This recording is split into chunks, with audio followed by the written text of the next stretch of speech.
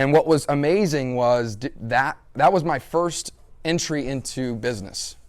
I had no experience in regular business, right? I wasn't jaded in that. So what I learned there during that time was culture. What I learned there during that time was how to lead a voluntary army. What I learned about that is we have all specific needs and human needs that we don't get from work. And you had all these people that were literally, see, here's what we do in traditional business. We say, okay, perfect, I'm gonna pay you a salary, perfect, you have to show up, and oh, by the way, have a good attitude. And the only reason the person's showing up is because you get a paycheck.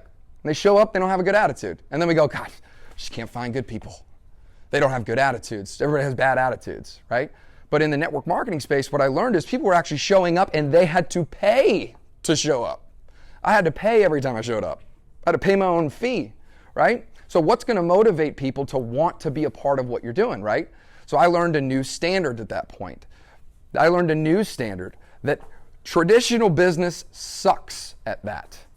And if you can take that and apply it to if you can apply that non-traditional style of leadership to traditional business, you can have an unstoppable force. So at that moment in time, Rod and I talked about starting an insurance agency, taking these same concepts and principles and applying it to a space where everybody needed the product. Everybody on that has a heartbeat would be a prospect. People would come to you instead of you going out. So we worked that business for about 5 years. And what I learned during that time was just unbelievably, it was the best education you could ever get. There's only 2 rules in my house. Number 1, you never have to ask permission to pay for a babysitter. And number 2, my son will be joining in network marketing at 18 years old because it's the best education that you could possibly have in your life. It's about leadership. So that was my background. That's what I learned.